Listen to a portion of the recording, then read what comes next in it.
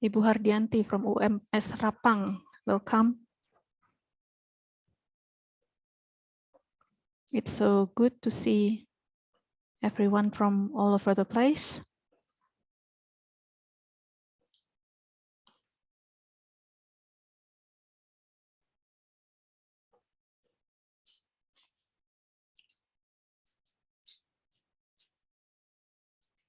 It is 1 minute past 9.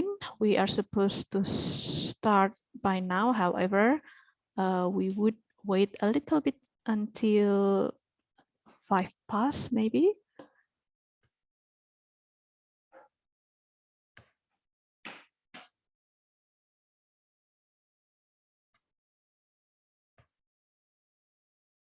I can also see a lot of students from our postgraduate degree here at UM. I think people are eager, are keen to further their studies into doctoral levels.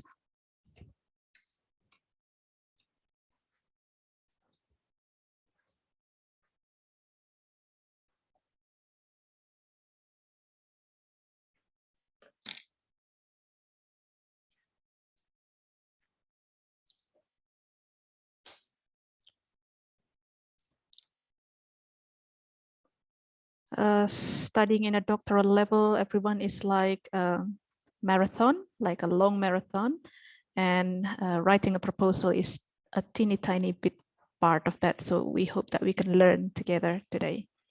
Saying hello to Bapak Yudo Bramantio from Brawijaya University.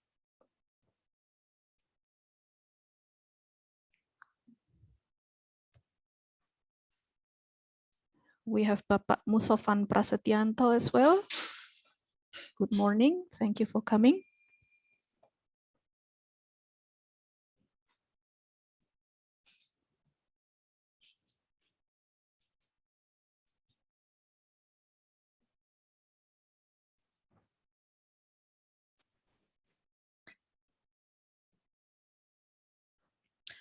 Three minutes past 9, everyone. Is it okay that we start now?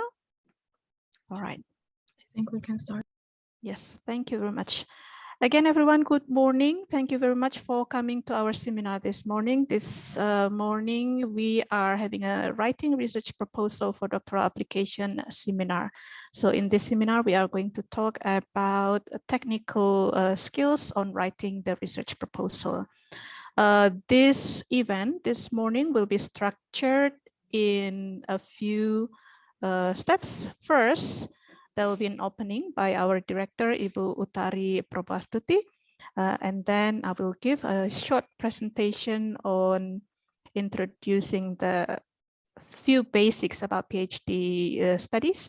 And then our presenter, our keynote presenter today, Ibu Andrea Mason-Garner, will elaborate on how to write our proposals. And then at the end of the session, I will show some samples of research proposals, some samples from European universities, Asian universities, and Australian universities. Everybody, we are going to welcome Ibu Utari Probastuti to open our seminar this morning. Ibu Utari. Okay, thank you, Bu Yusnita. Good morning, everybody. Assalamualaikum warahmatullahi wabarakatuh. Waalaikumsalam warahmatullahi wabarakatuh. Selamat pagi. Hope that you are all just fine. You are all just happy here. Yeah. I just realized that this seminar is like an international seminar. Yeah. Okay. Right. So it's a big audience here. Andrea will be with us all along the day today. Okay, right. So this seminar is today's seminar under the topic of how to write an acceptable proposal for your final project. Yeah, which is a must for you to do that. Yeah. So the final project here, the word acceptable there means that the level of the acceptability is varied among all over the universities. Okay? However, there must be a standard of the acceptability here, definite standards. That's why here Bu Andrea, okay, with us, just to talk about this acceptability of the final project, the doctoral final project in this case. Yeah. Okay. So don't miss any important information from her. Yeah. Because she will elaborate all those things. Make use of your time here.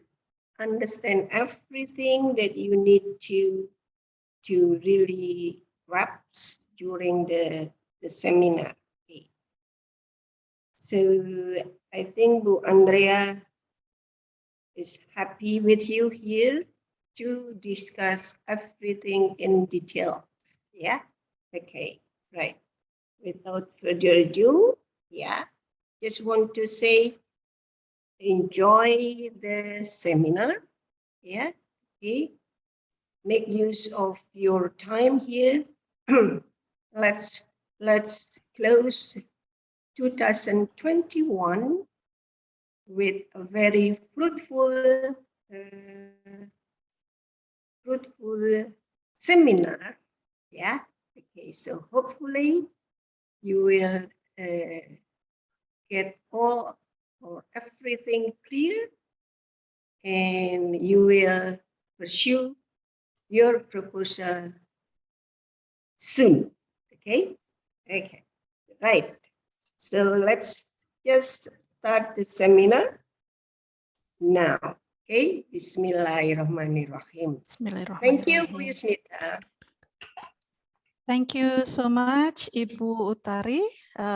We are going to start our session today by showing you some basic of what we need to know about kicking off a PhD journey, especially if we are aiming for overseas universities. Everyone, this is just a very small notes before Andrea elaborate everything about the technical issues or technical contents of making a research proposal. A few points to consider, everyone, before we think about taking our PhD, whether it is within Indonesia or in overseas universities. PhD is a long marathon. Again, the shortest will be about 3 years. However, it can also take until 5 years. In my experience, I finished my PhD in 5 solid years. It's quite a journey. So you need to think about the funding for this, especially for the tuition. You also need to think about the how you are going to, for example, cater for your family, the allowance, a lot of things actually needs to be considered in terms of fundings. And of course, because we are living here in Indonesia, whether we are going to overseas university or universities in Indonesia, when we are taking a PhD, IELTS or TOEFL will be a must, because a lot of our references are written in English. A lot of our references or journal for our information will be published in English. So it is a basic for us to understand English, to understand the content material that we are learning, despite different fields of study that we might be in. And then personal issues, everyone. Some people might have different challenges, physically, mentally. We have to be ready with the PhD study, because PhD study is quite intense. For the whole of 3 or 5 years, we are going to focus on thinking about one thing. You will reach a point where you sleep and think about, what did I read this afternoon? How far is my draft? So that type of thing. So for some people, doing a PhD is a life-changing experience. So this is one of your considerations to think about. And if you have personal issues, for example, what happened to myself, for example, doing an intense study in front of the computer has caused me back pain. So if you have issues like this, some of my friends, some of my dear friends have some issues with, for example, they have issues with their health. It can be some points of considerations as well. However, these dear friends with personal health issues, none of them give up their PhD just because of their physical challenges. So if you think that you can do it, you can do it. And then you can think about your support system, family and friends. This can matter a lot because doing PhD can be quite isolating. Because, for example, you're studying biomedical, then you will deal with that for a couple of years. You might forget how to socialize. You might not have time to chat with your friends or something. Your support system should understand this. And of course, what matters is the career option. You need to think about, is it worth it for you to take a PhD? Because if you're an academician, this is a must for us, especially if we are in Indonesian universities. To be able to maintain our work in the university, we have to get a PhD.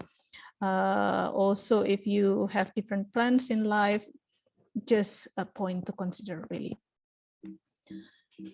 Next one is that in overseas universities, there are a few types of PhD routes.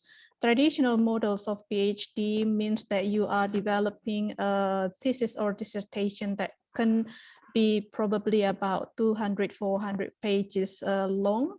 This is the traditional form, so you only work on one thesis. And then professional PhD is, for example, if you are working in education field, then you can take education doctor. You will not earn a degree of PhD or Doctor of Philosophy. However, you will earn the degree of education doctor or EDD. So that's the difference. So if you are if you opt for professional PhD, the type of admission may be different as well. If you are an artist, if you are teaching arts, for example, you can take the route of creative PhD. This will involve work on, for example, creating portfolio of artworks.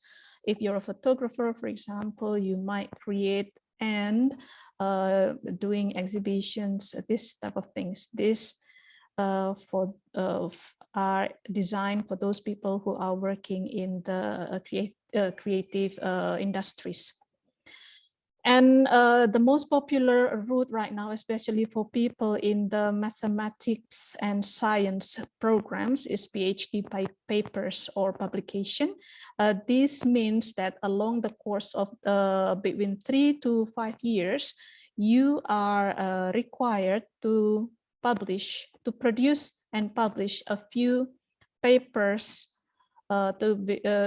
in reputable journals, especially quartile 1 or Q1 journals, for you to earn your PhD degree. This can be a bit challenging because then you will have to think about breaking up your idea into several ideas so that you can publish 3 or more papers for the international publication.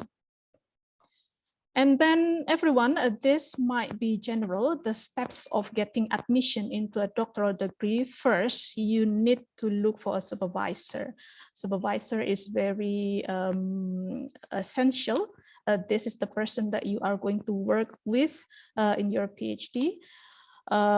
This person should agree that he or she is available to supervise your work. And then you have to ensure that you're going to have a stability to work this particular supervisor from the beginning of the steps up to the end. And this can be a bit challenging. You have to start your communication by, first, you need to browse a suitable supervisor for you by looking at university websites, Google Scholars. You need to see if they are available for supervision or not. And then when you find the person that you think will be able to supervise your research plan, you are going to communicate with this person by email, or lately sometimes they would be available for a discussion through Zoom. And then this is where the proposal matters. Because in your communication, you don't just say hello, you don't just say, hi, are you available for me? It's not going to be quite convincing. The proposal, everyone, is necessary for this stage, for you to show to your potential supervisor that you have got something in mind, that you have got a solid, visible plan, so that you can predict, or you can see if your proposed doctoral project is visible or suitable with the work of the supervisor. Once you are done with your proposal, once you have agreement with your potential supervisor, then we go into the administration issues. You need to submit your English language test reports, your CV. You need to secure your scholarship or other funding sources. This then will secure your seat for a PhD study. Communicating with potential supervisor can be a bit tricky. Sometimes we have to mind that we might be in different academic contexts here from Indonesia and in overseas universities. We need to be careful with our wordings, with our manner, for example, because manner matters, of course, because this is one of the considerations of some supervisors to take on supervises. If you have built good communication with your supervisors, it will matter a lot in the journey of your PhD, because you will be dealing with this one supervisor along your PhD study. It is very common that one doctoral student have two supervisors, one principal supervisor and one vice supervisor. However, in some fields of studies like medical or science, it also happens that you can have more than 3 supervisors. So you can have 4 supervisors. It means that you have to deal with 4 different ways of thinking. So communication with each of your supervisors will be very essential. When you are browsing for your supervisor, you need to consider the characteristics of your supervisors.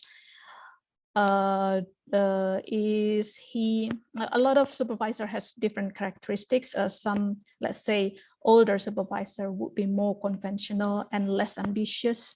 If they are younger, they might be more ambitious. They would drive you into writing a lot of paper to publish a lot, which mean more pressure. So you will think about all of these things so that you can match with your own working style. If you are good at working in a slower pace, or if you are good in working with deadlines, with pressure. So this is very important as well.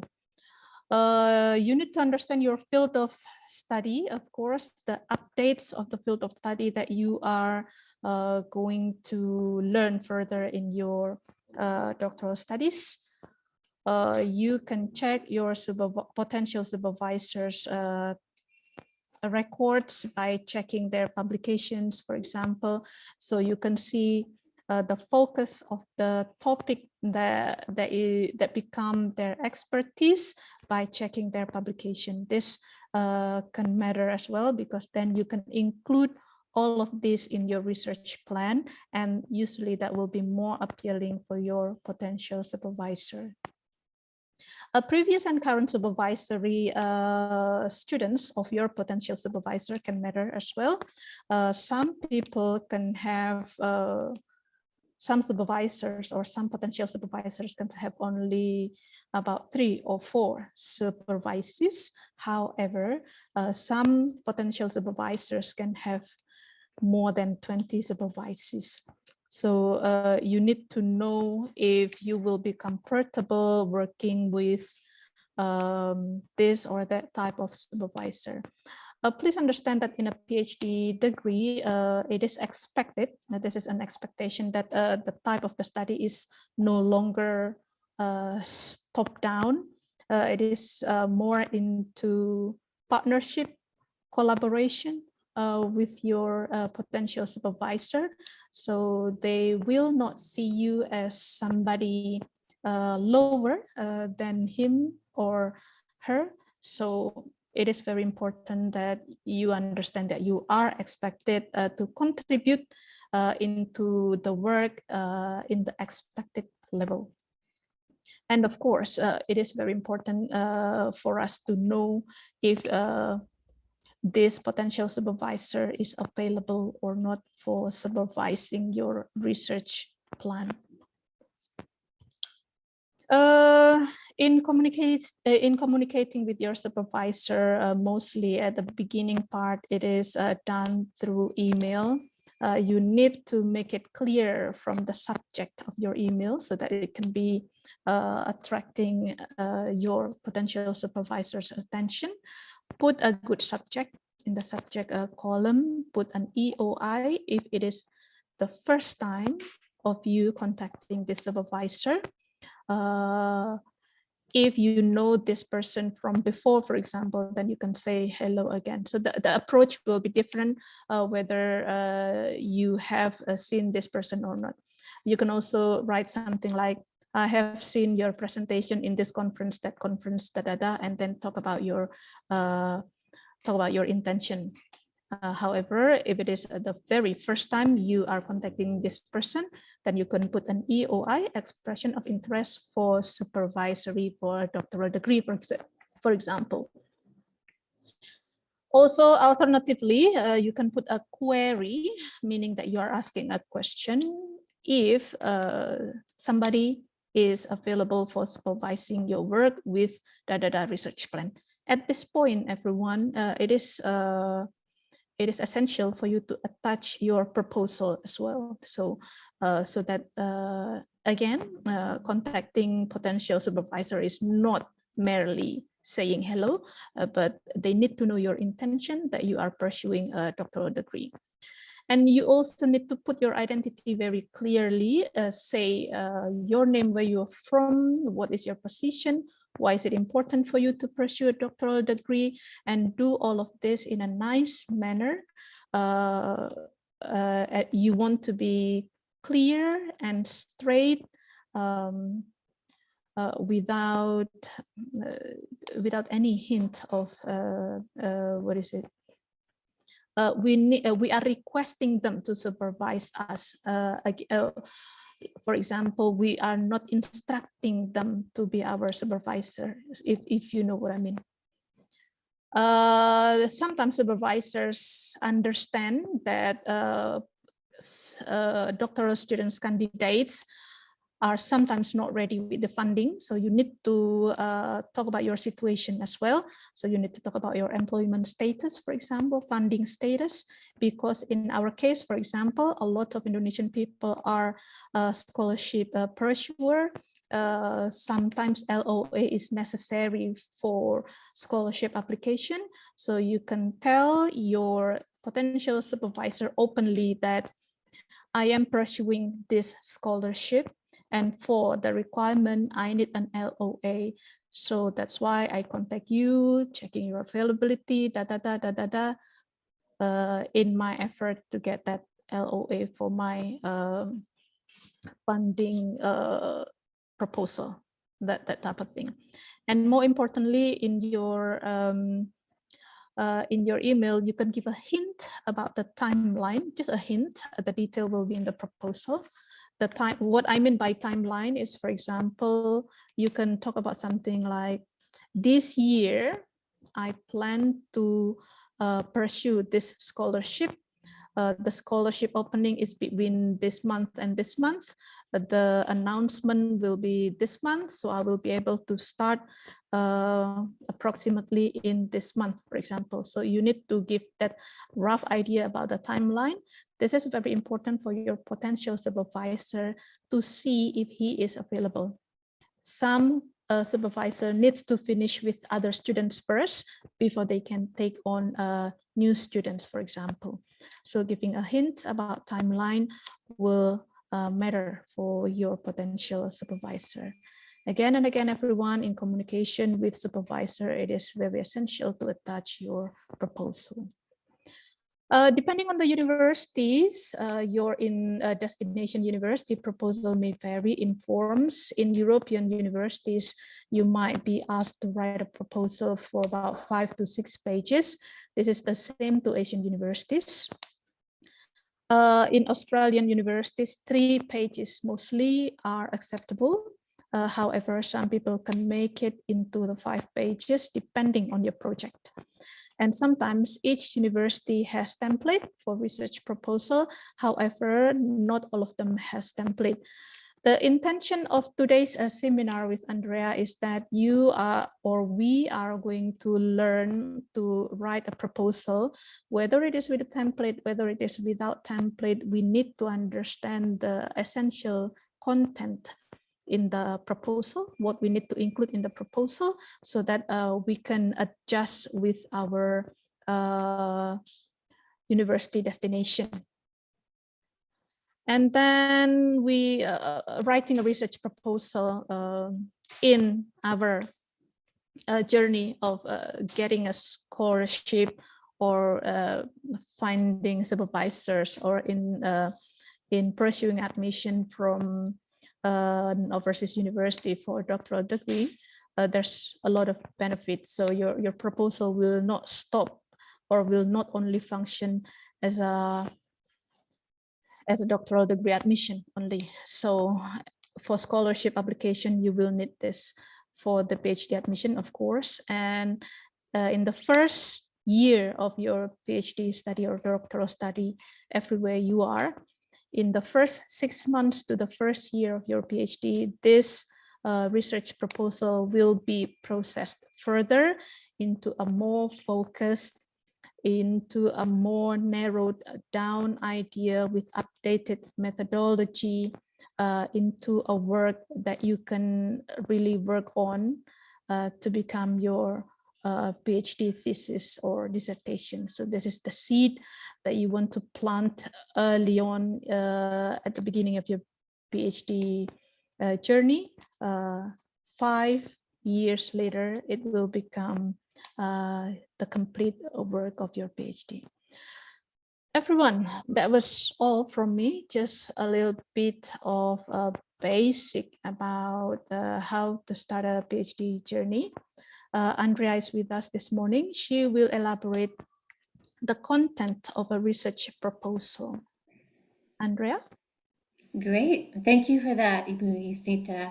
So before I start, I just want to say that it's an honor to be here with all of you this morning and talk about this exciting topic.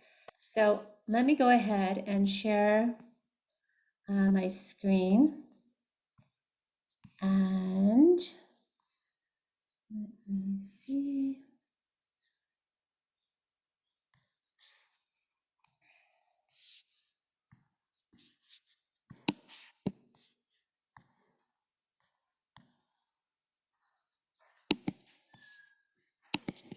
Just a minute. Trying to get to the slideshow. It looks like you can see my screen, correct? Is that correct? Yes, we can see your screen, Andrea. Would you mind putting it in the slideshow, please? Yeah, I'm having troubles for some reason. Mm-hmm. Andrea, would you take the questions in between the presentation or after the presentation? I would like questions if you have questions while I'm speaking, please go ahead and put them in the chat box so you won't forget. There is going to be time at the end of the session for Q&A, so we'll address anything that's in the chat box or anything else that has come to your attention. So I'm going to stop sharing for just a minute here and see if I can get my slides to cooperate. Again, everyone, if you have any question, you can put them in the chat box. We will respond to all of the questions at the end of the presentation.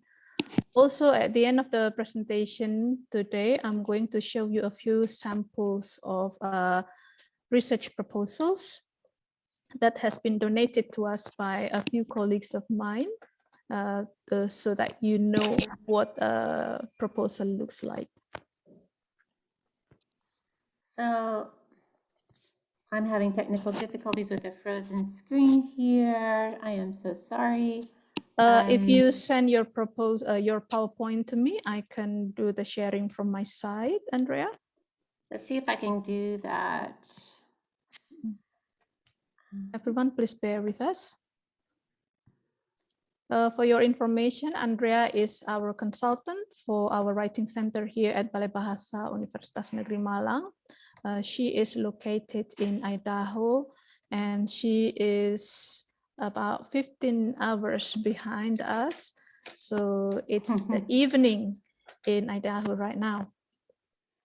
Yeah, let's see. And it's very snowy as well. So we are thankful that we have Andrea with us this morning.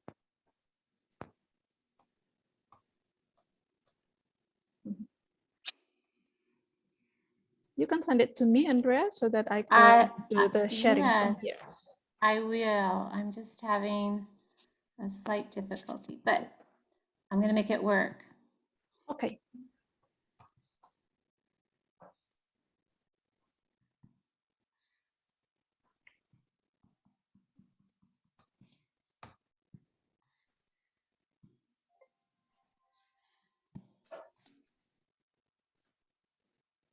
Mungkin bisa saya sharing sedikit, Bapak Ibu. Apakah Bapak Ibu ini rata-rata semuanya sedang berencana untuk S3?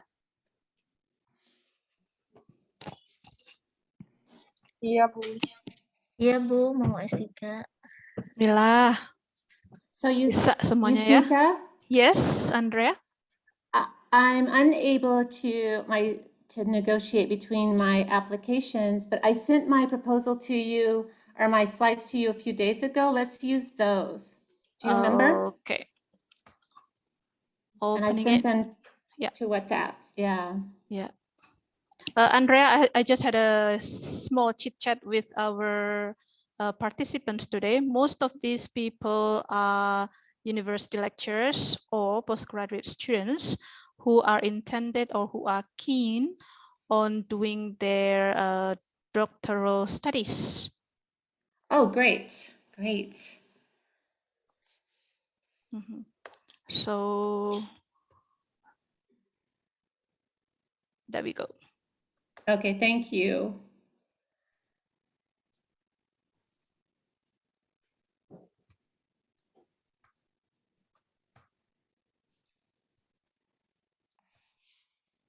Is it visible for everyone? Great. Yes. Oh. This is not my revised one, but you know what? We are going to make this work. So this happens sometimes, but I think I can remember how I changed it as far as part one. Part two we'll talk about at the end of the seminar. So let's move forward, Yusnita. So I'm going to take off from where Yusnita left us, and she introduced kind of the overall shape of the proposal and how it's connected to the supervisor.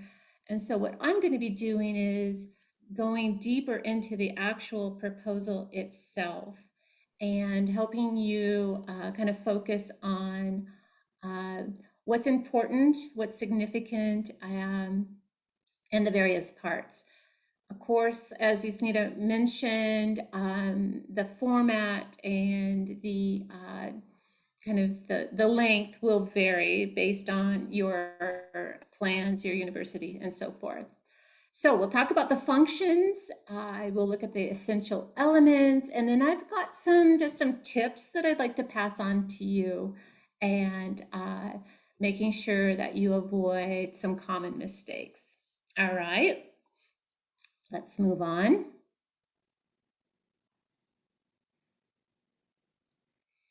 So obviously, before you're going to write your proposal, you've got your research topic well defined. You're going to really need to have a complete handle on your intended methodology. And I'm going to talk more about this when we get to the methodology section of the proposal. Just kind of want to plant that seed so you're thinking about it. And of course, I just mentioned you're going to be working within your university's requirements. So that's all the key information you need before you're ready to start your proposal. All right. So what's the purpose? Well, there's various purposes as far as how you might use your proposal, but the actual way that proposal's written is really important because you've got to concisely convince the reader, right? And persuade the reader, the supervisor, that this is a quality proposal. And you're going to do that by having a clear and well-defined research focus that the reader can quickly and clearly understand where you're headed with your research. It's always key, and we're going to talk about this quite a bit, that your work, your proposal is well justified. And I'll talk about that either in the terms of justification or significance, and that it's unique, that you're filling the gap or a gap. And it's always good to keep this last point in mind, that whatever research you're proposing is actually realistic within your intended period of study and that you can achieve the results. So sometimes we have these grand ideas, but they either require significant resources beyond what we have available, or the timeline is just not feasible based on how kind of like your study program, if it's a 3 to 5 year program, then it needs to fit within that window. All right, let's go to the next slide. So I just want to kind of reiterate that I'm going to be talking about the material in terms of being concise, justification, and significance. So just kind of keep those in mind, because if your proposal meets these 3 things, then you are well on your way to a successful proposal. So in a research proposal, we'll usually have a working title. I say working because it will change. It will change once you've conducted or you begin to conduct your research and gain more insight. But we usually start with a working title. And there's an introduction, a lit review, the research design, methodology, your conclusion and or significance, your references, and your overall practicalities. Now, not all of these are in every proposal, but the elements of each of these would be somewhere within the proposal. Specifically, probably the ones you really want to pay attention to would be the lit review and the methodology and that overall conclusion or significance. But I will touch on each of these this morning. Next slide, please. How I've structured my, just what I'd like to say about each essential part is I'll share the purpose, a bit about the content, and then some tips for each section. All right. Next slide. So starting with your working title, and the overall purpose of the title is just to give that reader a very quick connection with the essence of your research. So it needs to kind of answer that what and who and in what context and methodology. So there's that methodology. It keeps popping up continually through your proposal. As far as a tip, we want to make sure that our titles are clear and descriptive. It can't be too long or you lose your reader. And one thing I do in creating a working title is just really think about what kind of keywords you're trying to generate from your research proposal. We have a few slides here that I had actually moved, but about the working title. Yusnita, let's skip through the next few as far as my examples, and we'll come back if there's any questions about these. So we'll skip through that. Great. That brings us to the introduction and background, which is definitely key to providing that, that explanation about your topic and why, or the justification for the need for this research. So you're going to snag that reader with your concise writing about your topic and why it's important and why you potentially think this is a necessary and important area to research. And in the introduction, you do generally outline the overall research aims, and you may get into the objectives and research questions. That can be done in a general way because more commonly we might jump into that in more detail at the end of the lit review. But this is the overall purpose, to introduce the topic, set the tone, and snag that reader's interest in your topic. You only have a few pages, so that's why it's so important that you get to business as soon as possible. All right, next slide, please. This is I just blew it up a little bit as far as what you would actually see in the content of your introduction or background. So you're probably familiar with these because it's similar to how we write our research papers, right? But you're going to start possibly with a broad overview and key terminology, but then you're going to very quickly focus on narrow your focus. And like I mentioned, you may talk about your aims and objectives, your research questions, and very importantly about your scope. And I'm going to come back to scope later, but remember, we have to have boundaries in our research proposals. So it's very important that your reader understands what your proposal includes, but what it excludes, if there's any potential confusion about that.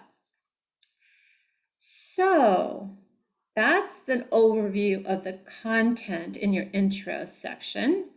Let's go to the next slide for a couple of tips.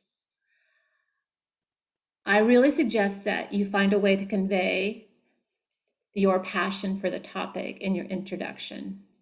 The reader wants to know why you are excited about this particular topic. And that can be written in terms of that you can see the potential for the outcomes, right? How important the potential outcomes could be and the contribution they could make to the field. But be sure to justify your key decisions. So anything that you're proposing has to be well justified so the reader can follow your logic.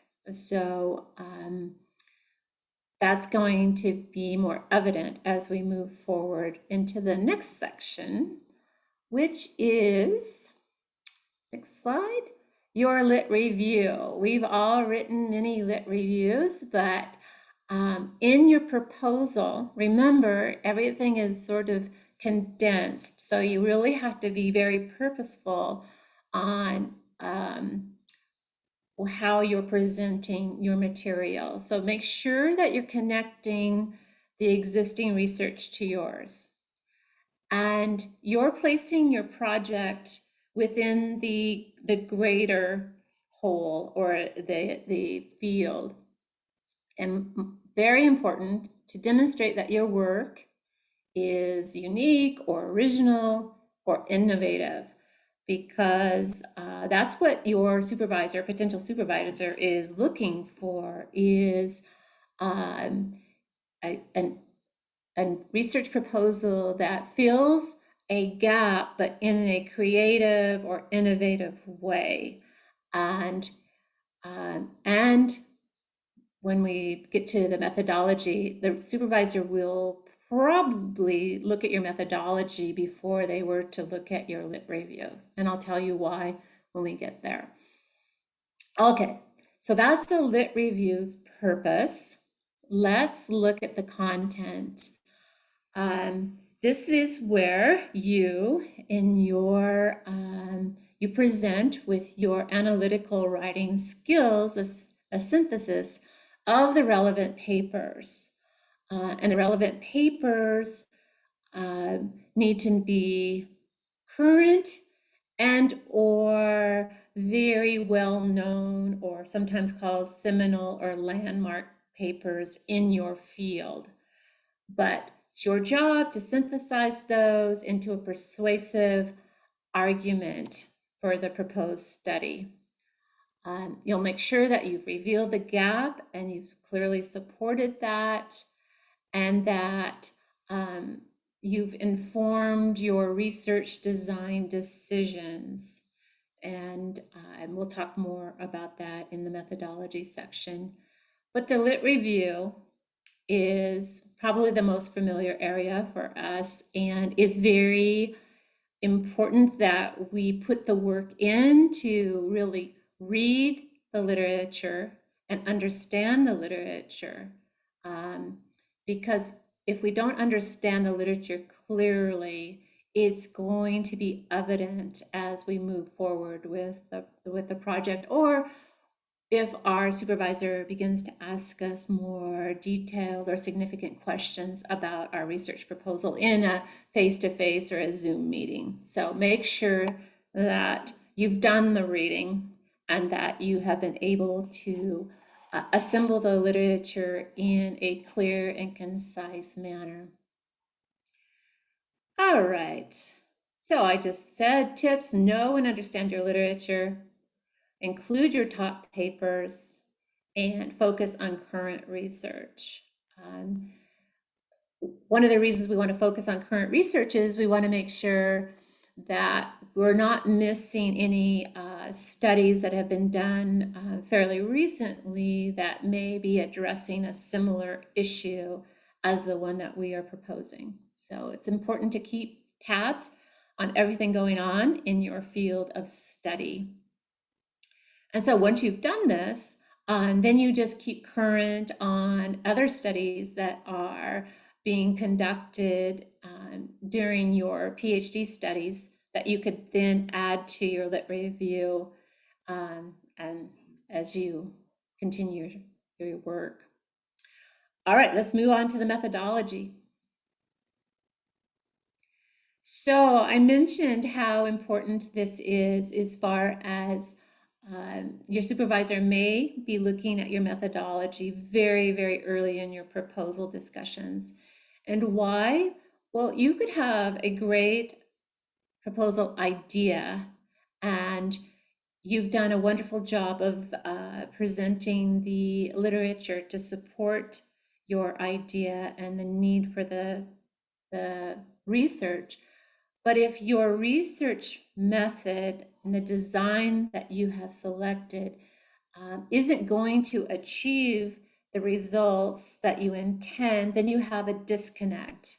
So it's very important that the methodology aligns with either accepted practices or aligns with what you intend to achieve, your expected outcomes.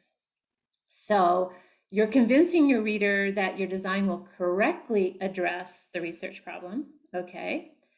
And that your methods, okay, so you have a design, but you also have methods that they'll provide effective interpretation of potential results. So kind of two tiers there, looking at the overall design and looking at the methods and making sure that they are cohesive and they align with your proposed research questions and your what you intend to contribute to the field. And remember that the methodology is this overall argument as to why your approach is an effective way. So we need to justify our methodology. And that can be done with comparing it to your methodology to others in the field, or supporting it in some way that clearly connects your overall proposal together. So that's the purpose of your methodology. As far as content is in the next slide. All right. These are all various aspects that we typically would find in this section of the research proposal. There could be further subcategories as far as participants or location, that type of thing. But these are the primary categories that you would want to make sure that you have clearly defined in your methods section. I'm a big advocate of including your limitations here as well. This also helps with establishing the scope of your overall proposal that we talked about earlier. And then tips are in the next slide. So number one there, be sure to completely understand your research design, all right? Maybe this is obvious, but if we have potentially used a design that's popular in the field or is commonly used, that's maybe okay, but we still need to completely understand it. And make sure that your methods section is well written and logically organized. Because remember, I mentioned your supervisor may jump to your methods section first. And so this is first impression with your writing and sharing your ideas. As I keep saying, justify all your decisions. Note that your methodology may change as you pursue your overall research because of things that you discover, things that are unexpected. That's okay, because this is a proposal. This is your best presentation of the information you know at this time, but it could change slightly, and that's okay. If you have any concerns about if you have selected a suitable methodology and approach for your proposed research, I suggest consulting with an expert before you submit it to a supervisor, okay? Use someone else in the field as a sounding board to see if you've identified any potential holes, or if they can see any issues with your overall design and methods. So those are my tips. Let's go to the next section. So in the conclusion, which is also in some proposals identified as the overall significance, but they serve the same purpose. It's your chance as a writer to reiterate the significance of your proposal. And because it's the final paragraph, you're going to kind of give a brief summary.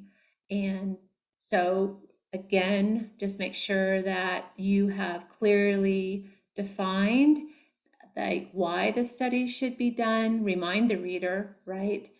Its overall purpose, any potential, well, the research design, any potential implications that you are anticipating, and your overall sense of how your study fits in within the overall scholarship in your field. So this is your last chance to sell the significance of your proposal. Now I've included a few other slides. Let's go to the next one, Yusnita.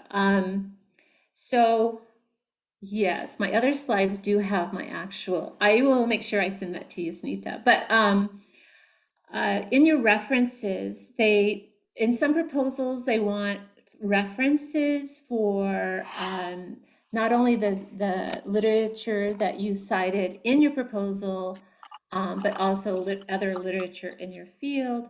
Other proposals just want the citation references that you used in your proposal. So know and determine what's expected for your proposal. But my biggest advice here is to make sure that you're referencing correctly and consistently, because referencing is considered such a vital skill in research that if you present your referencing in a less than excellent manner, then your proposal will be compromised, okay? And you don't want it to be compromised because of referencing skills. So make sure you know what you're doing, and obviously you can use a reference management application. I like Mendeley, but people like, everybody has their favorite, right? So that's what I'd like to say about referencing. In the next slide, I call these practicalities, but they might be appendices if they're even necessary in your proposal, or maybe they're part of the proposal. Let's go back, yes. The project plan, which would be the project timeline, you could think of it in that way, as far as if you're planning to do a 3 or a 4 or a 5-year program, kind of like what is your goal or your key milestones that you anticipate over each of those years in a very high level. You don't want a very detailed project plan at this point. A resource plan may or may not be applicable, but this would be anything related to resources such as people or laboratories or financial resources, that type of thing. Risk management would be, how are you going to mitigate any potential risks in your research? This really depends a lot on the field that you are working in. That will sort of influence the type of risks that you might encounter in your research. And then, of course, your ethical compliance, as far as if you're working with human subjects and going through an IRB or anything that is sort of an expectation in your field, you want to make sure that you fully complied with, or you have a plan to comply with it. That's what all these are, really, is really your plan to address your overall timeline, any kind of resources you need, any kind of risks you anticipate encountering, and any ethical issues. So I believe that comes to, oh, no, there's one more, right? Common mistakes to avoid. So let's go there. Starting at the top in the orange box, the failure to be concise. Oh, wow, that's a huge one, right? Because remember, you only have, I think Yusnita said this, the shortest proposal would be 3 pages. The longest one would be 6. So somewhere between 3 to 6 pages to convey all of the key information that you need to for your persuasive proposal. So if you have not been concise, or you've repeated yourself, or whatever, you potentially will lose the reader quickly. The gray box to the right, failure to cite landmark works. Don't commit this error. And we should all be very familiar with the, the key papers, the key studies in our respective fields. In the kind of yellow box, failure to describe the contextual boundaries of your research. So I talked about this in terms of scope, making sure, and also in limitations, so the combination of both, but making sure that you have clearly narrowed your focus, and that you have defined the boundaries for your research. So meaning that you don't want to leave it too broad, because then the reader won't really be able to connect with exactly what you will be focusing on. So that's why the scope is so important.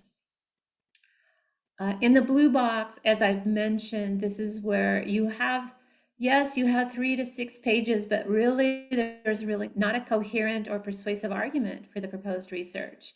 It's disconnected. It doesn't leave the reader with the notion that this research is very important. Okay, so make sure to avoid that. In the green box, unfortunately, you see some proposals with what we call sloppy writing. Sloppy writing is pretty general, but it can be kind of lazy writing, meaning we haven't edited our proposal very closely or precisely. We could have run-on sentences. We could have more than one topic in a paragraph.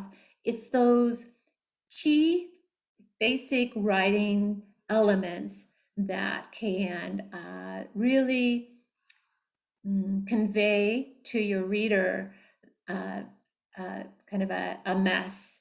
And if there's a mess, they're not going to be able to sift through and pick out the important elements of your research proposal. They may put it aside, unfortunately.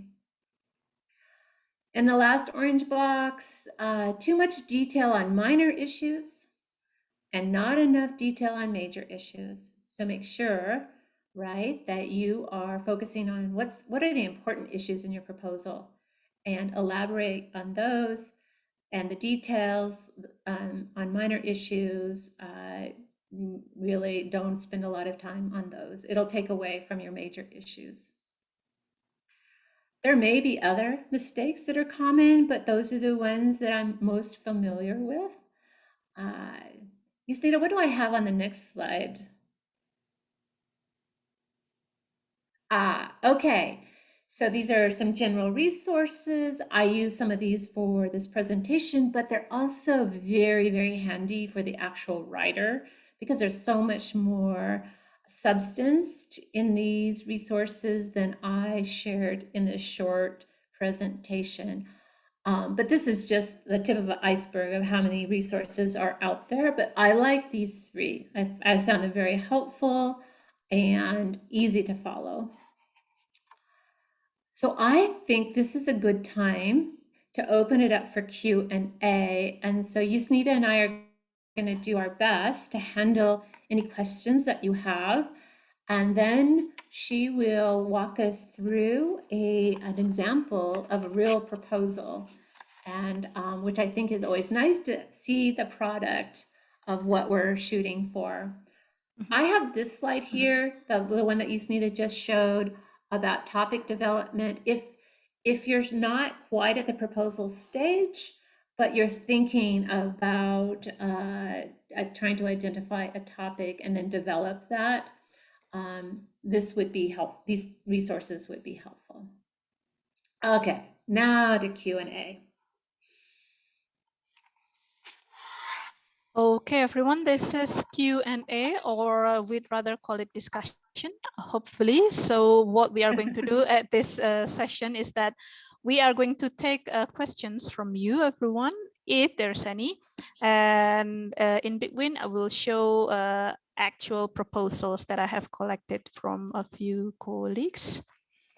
I would appreciate your questions in the chat box. Otherwise, you can also raise your hand and give us the question.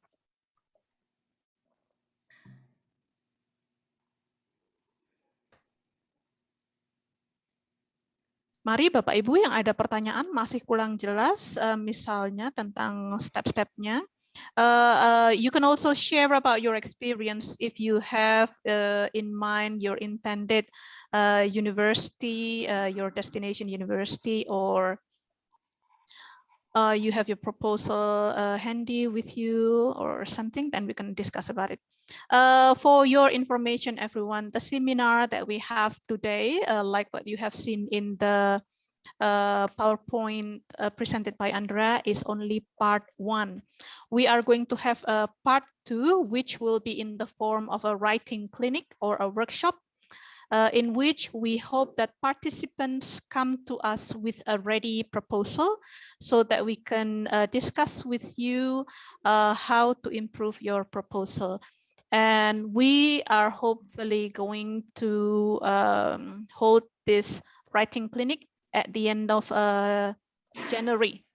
Mudah-mudahan pada akhir Januari nanti kita bisa adakan part 2 atau bagian kedua di mana kita bisa diskusi lebih detail proposal yang Bapak Ibu sudah buat. Jadi nanti kami akan umumkan kembali jika kami sudah siap mengadakan writing clinic di part 2 begitu. Yuk, yang kali ini kita bisa diskusi yang general-general dulu. Pertanyaan dasar dalam seminar seperti ini adalah biasanya a basic question from participants in this type of seminar, Andrea, is always one thing. Can I have the PowerPoint, please? Something like that. Absolutely. And yeah. I will be sharing my, I have an improved PowerPoint that I wasn't able to access today, but it's basically what I covered today.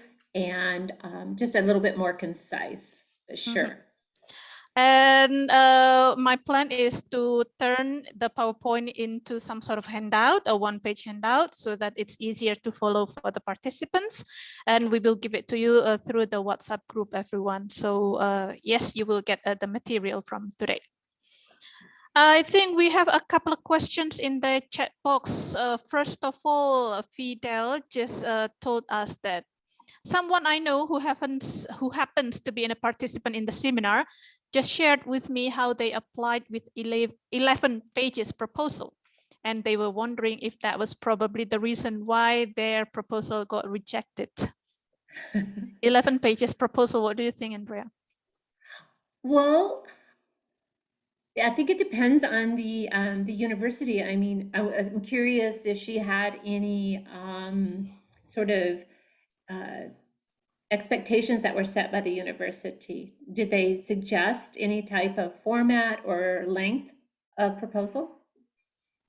Ini pertanyaan dari siapa ya kira-kira, Ibu Fidel? Bisa dibuka saja namanya?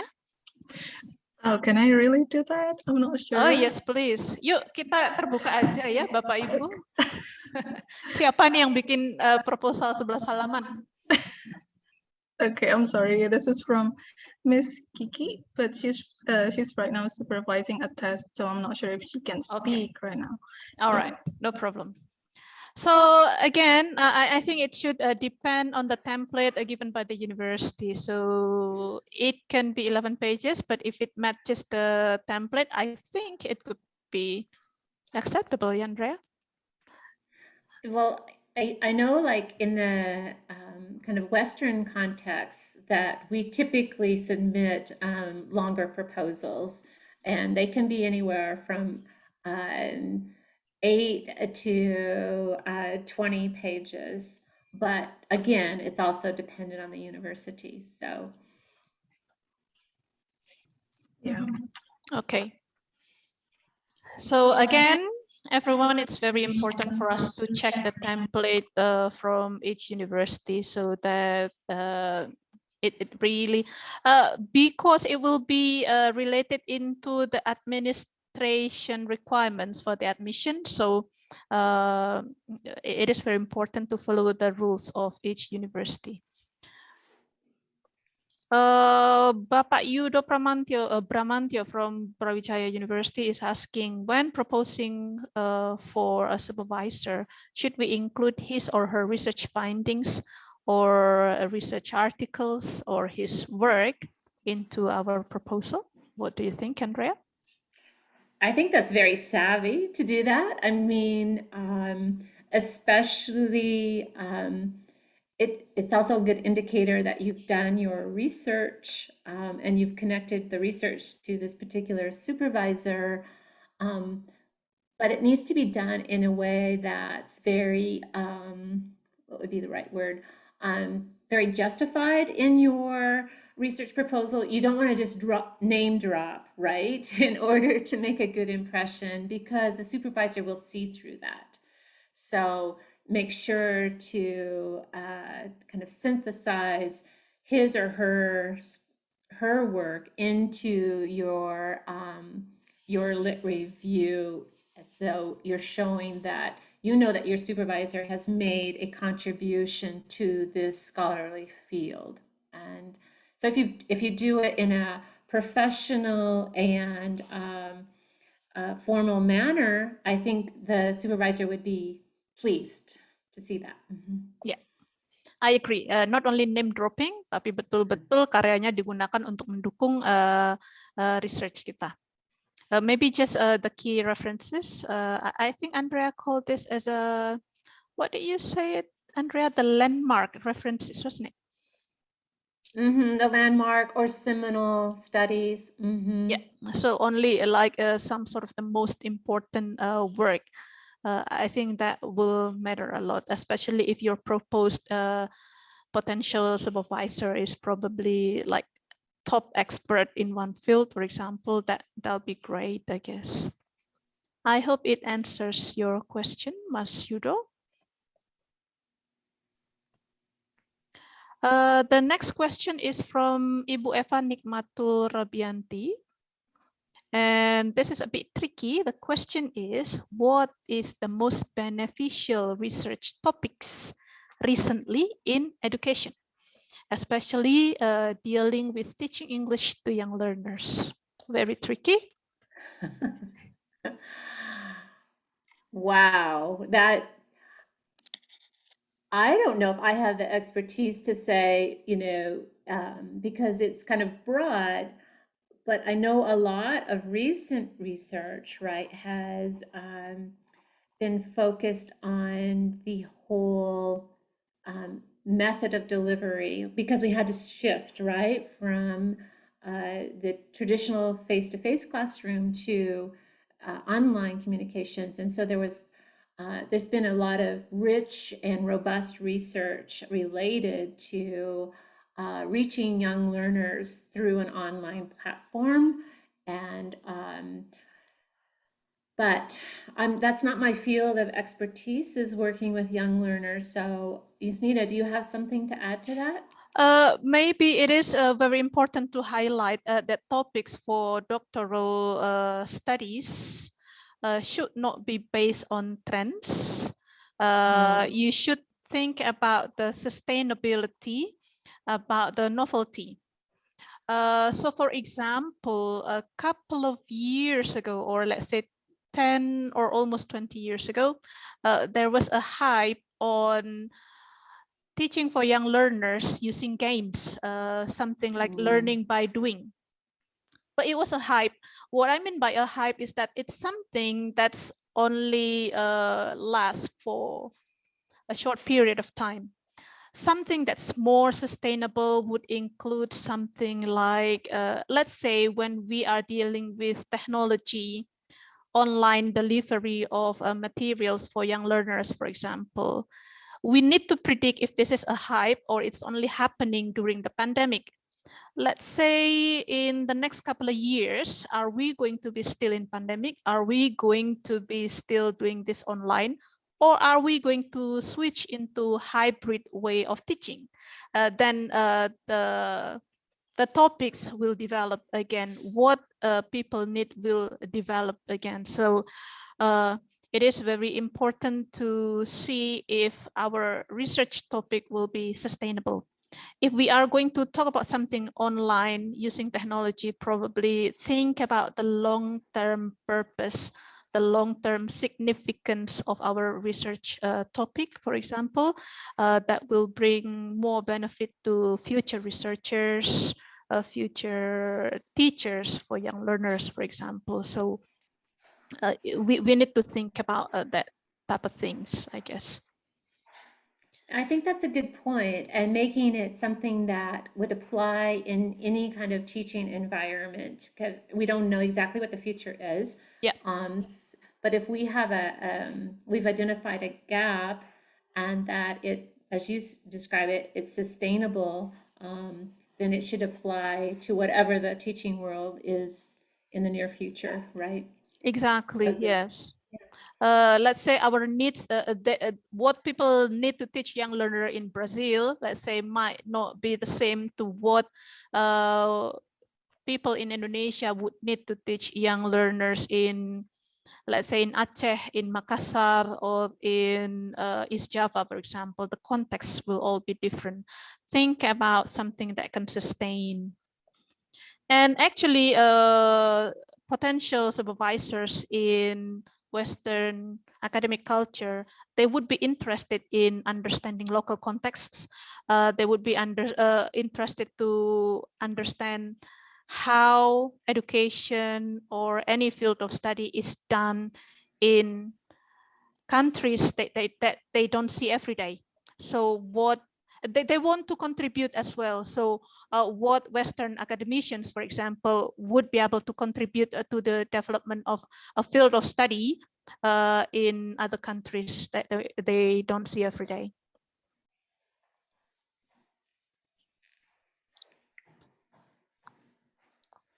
Thank you, and that was. I hope that that gives you a hint of what you can develop from your research topic, Ibu Eva Nikmatul. And then we can go into the next question. This is from Ibu Lulut Oktaviani from Universitas Teknokrat Indonesia. Her question is, what is the effective way to choose professor? Some of my friends send 10 to 15 emails and only 1 or 2 replies. Ya, ini bagian dari perjuangannya memang ya. Jangan membabi buta juga, harus sesuai dengan kebutuhan kita, suitability. What do you think, Andrea? So somebody has contacted 10, 15 emails to probably 10, 15 different supervisors and maybe only get 1 or 2 replies. My initial thought would be that there needs to be potentially kind of a preliminary step there where there's more maybe mindfulness or kind of thinking about which supervisors might be best suited for your potential proposal and being more targeted. And because a supervisor doesn't want to be just one of 15, right? They want to feel like you've reached out to them because there's a connection, a clear connection between your proposal and their field of expertise, that you would be good academic partners. They need to feel that there's this potential for collaboration. So it could be the way that the email has been written, or it could be a lack of sort of personal connection with that supervisor's background, recognizing kind of that, wow, we would be a good team, right? Because I've got this great idea and you've got all this expertise. Exactly. You want to add to that, Yusnita? Yeah, I agree with Andrea that I think probably start with your passion, what you want to explore in your doctoral dissertation, because again, everyone, PhD is going to be intense. So you have to like it enough to deal with it for 3 to 5 years. And then you need to find a supervisor that would be keen to supervise this work.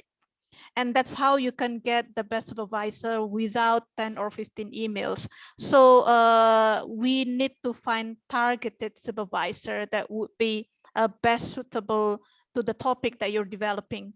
So check their Google Scholar, ResearchGates, the history of their publication.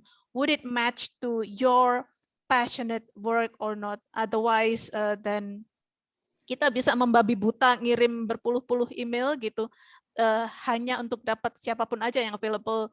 Maybe that's not the best way to do it. I think check and choose and structure, organize a good email so that it will be appealing enough for this potential supervisor to be keen on the work that you are sharing, because you are going to work in collaboration. You will be a team.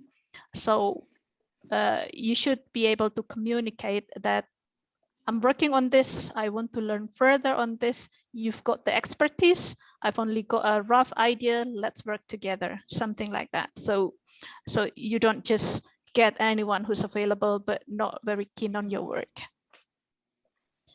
I hope that answers your question, Ibu Lulut Octaviani. We have a very simple question from Bapak Albert Hartana. However, the answer to this might be a bit complicated, but I think I can guess the answer to this question. He's asking how to find a gap strategy for a dissertation proposal. So this is identifying the topic? Yes. Well, just a reminder that in the end of my presentation, there's 2 or 3 sources that connect links to some really helpful details that can kind of help you think through kind of what might be suitable.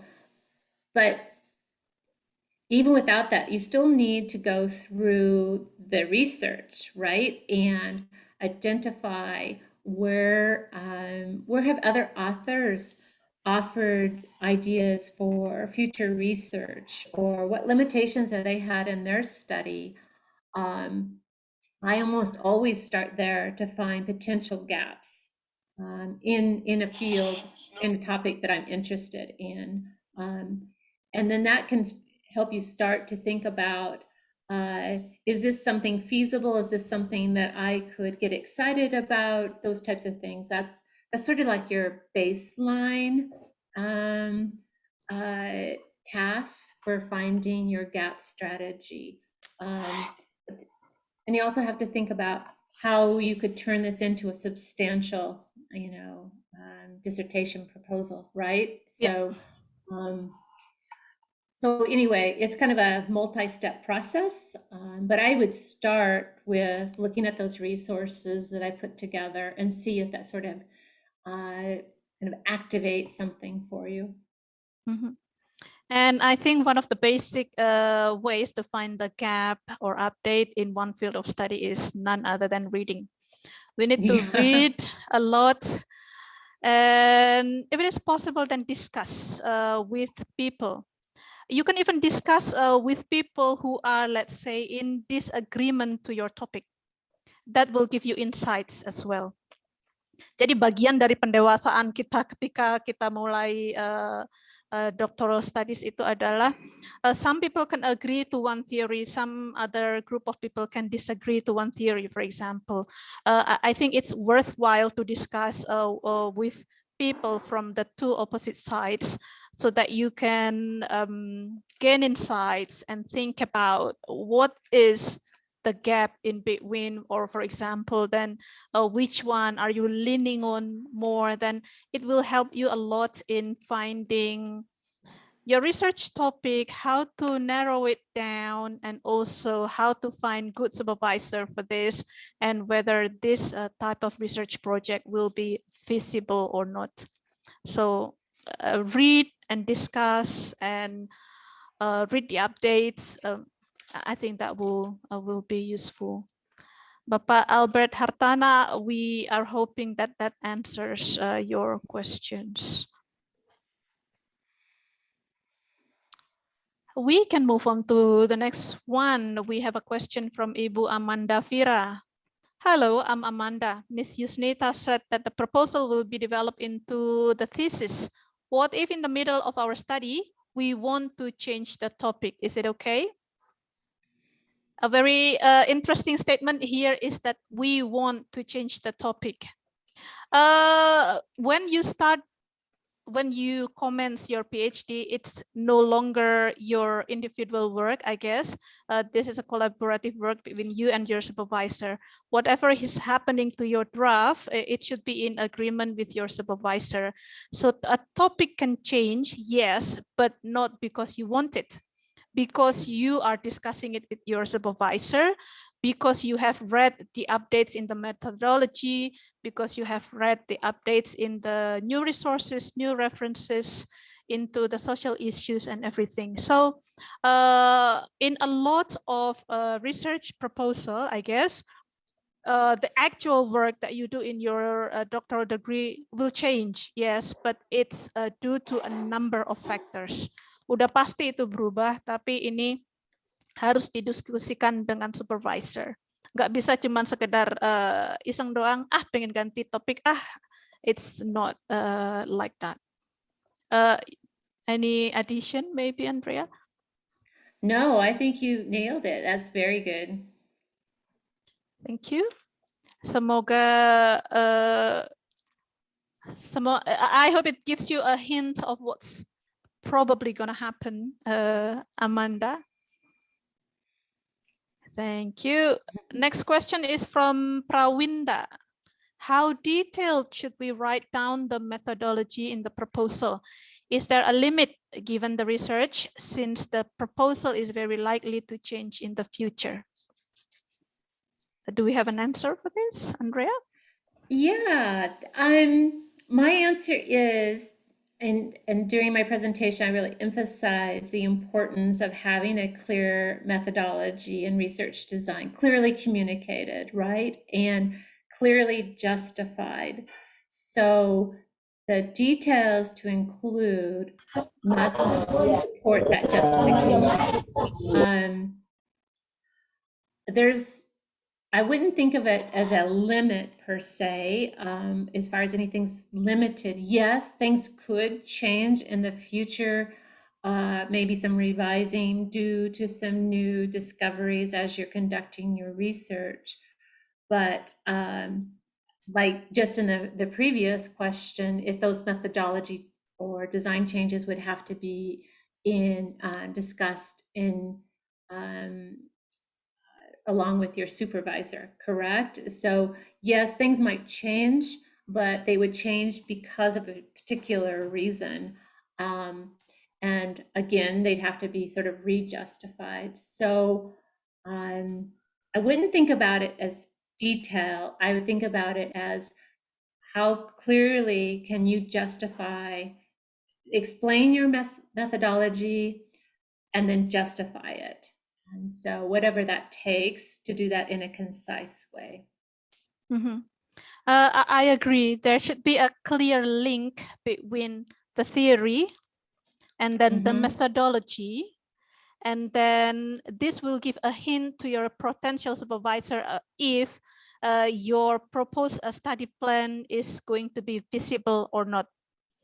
With this type of theory, usually there's some options of methodology that you are going to use, and that will deal with the timeline. With this methodology, you might be able to do it in 1 year or 2 year data collection or whatever, something. It will give that type of hint. So I think the limit is some sort of giving a hint into the feasibility of a research project, so that you can have an idea that, oh, ini adalah research plan yang ada kemungkinan bisa dilakukan, atau ini nggak realistis karena tujuannya terlalu besar atau partisipannya yang di-involve terlalu banyak, for example. So you should give the limit into the feasibility of your research proposal. Yeah, that's a really good point that I had failed to mention, is connecting the methodology to your theoretical framework, right? Yeah. And so I'm glad you mentioned that, Yusnita. Thank you so much. Yeah. And we hope that answers Prawinda's question. We have another question here from Kadarani. How about the common template for European university standard? Do we need to get the introduction research for PhD, or could we just have a new idea which we are not started yet? Begitu. We are not very sure about this. Tetapi kadang seperti ini, Bapak atau Ibu Kadarani, begitu when we are thinking that I have a new idea, this is new, this is from me, this must be very fresh.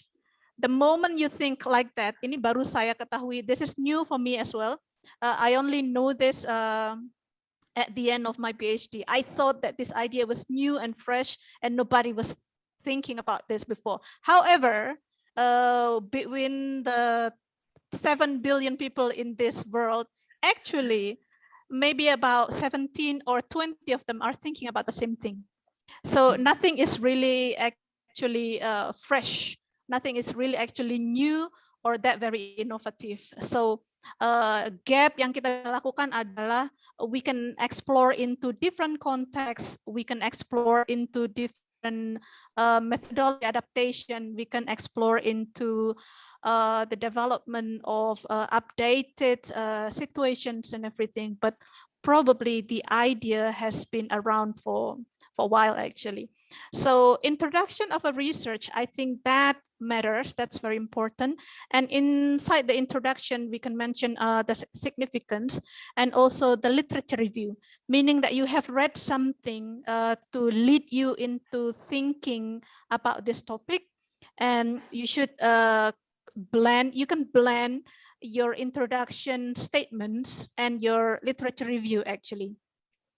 And whether it is European universities, Asian universities, or Australian universities, it will be acceptable that way, I guess. Any addition, maybe, Andrea? No, I think you've addressed that thoroughly. All right, so Bapak Kadarani or Ibu Kadarani, we hope that answers your question. Atau Bapak Al-Ihwan Fatkur Rohkim yang baru saja mulai PhD-nya di Hungary, ada ide, do you have any idea about how your research proposal can get accepted in a university in Hungary?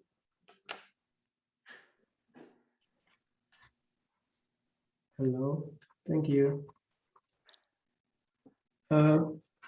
I want to highlight that the topic that might be new, that I also just know that something that we think it's new, it's much more like need to be questioned, because something new is maybe because we haven't read enough literature review. Then actually, like what you said, there are people think about it. So I think if you think it's something new, so you need to read a lot and find out the similarities or differences with what you think. And sometimes it's more on keywords. When we search for literature review with the words that we have in our mind, and it doesn't come up with the journals we want, it's maybe because we use different keywords that is actually used by the scholars out there. So we have to make sure that the certain topics we are talking about, we need to know what kind of the official terms used by them in the journals. So again, thinking that something is new is good, but we need to go deeper with that. And maybe because it's something is too broad, like my previous proposal, I think somehow is too broad and then need to be more focused on this one. And I really like your suggestion about the theory. I think the conceptual model of frameworks is somehow not really seen as the gap somehow. And that's really interesting. So some researches has different conceptual framework, and that can be a gap that we can address. All right. Thank you. Thank you so much, everyone. So Bapak Alihwan is starting his PhD only this year, only a couple of months in this year in Hungary. And then I should agree that sometimes it is very basic for all of us, academicians, scholars, or researchers, to start something by question, and how our questions can be justified with good theoretical and methodological framework so that we can develop. Dari sinilah, this is where we can find the gap. This is to give us a space to find some niche so that we can explore what hasn't been explored by previous researchers. All right, thank you so much for your share, Bapak Alihwan. Next one, we have a question from Adelia. This is quite technical. Regarding of the page limitation, do you have any tips and tricks about the composition of the contents? For example, introduction, no more than one page, but more focus on the methodology. Andrea? Okay, I'll start with this one as far as, so depending on the template, of course, if there's a suggested template for your university, if they have a separate introduction from the lit review, I would keep my introduction fairly short, because the emphasis in your proposal is to focus on your lit review, your methodology, and your overall significance. Of course, you want to convey that the key ideas and your passion and what you can contribute to the research in your introduction, but I would not spend too much time there. I would emphasize the other more substantial areas for the proposal, especially in a fairly short proposal. Remember, if it's a 3 or 4 pages, you've got to move to your persuasive arguments and specifying what you're going to contribute in a pretty quick and coherent way. So I hope that helps. You want to add anything to that, Yusnita? I think you have everything covered in your answer. So, yeah. I'm sorry, but Andrea, could you please repeat once more? I think I missed the part where you mentioned what you would like to emphasize on your proposal. So the emphasis should be primarily in the lit review, right? And where it's kind of conveying the argument that supports your gap. And then in your methodology, as we've mentioned, right, which is connecting back to your overall theory that you've introduced. And then into your overall significance. If you wanted to do that as in a conclusion, or even in a separate category called overall significance, somehow you can bring the reader back into what is the essence of this study and why it's important. So lit review, methodology, and your overall, yeah, that looks good. Jadi Bapak Ibu, Fidel is very kind and taking a note of our discussion today. The handout will be given to you, all of the participants today. I'm going to give Fidel something good at the end of the day. Oh, I'm looking forward to it. I might miss a few things though, so please stop me anytime. Okay, I'm going to cancel the thing that I'm promising you just now. All right, we have another question here from Anna. Anna is from Jakarta. She would like to ask 2 questions. What is the difference between ethical compliance and ethical clearance? How can we mention it into our proposal? And secondly, in your methodology tips, we need to prepare if later we need to modify our methodology. How can we write down that thing? Andrea? Okay. I'm actually not familiar with, well, ethical compliance is how I presented kind of the ethical related issues. Ethical clearance could be the actual requirements based on the university. Would that be correct, Yusnita? Yes, ethical compliance means that your research plan should be ethical. For example, if you are in the field of education, if you need to involve participants who are under 18 years old, you need to have consent from the parents for interview or observation, for example. And ethical compliance also means that your research should not be done in secrecy. For example, if you do an interview, you need to have an interview in, let's say, if it is with kids, it can be in an open place with people can access or can witness you doing the interview. So it should not be done in a closed environment, except if your research requires the interview to be done in such a way. That's for example. And ethical clearance, that is actually the next step. It is not necessary to mention it in your proposal because each university will have different ethical regulations.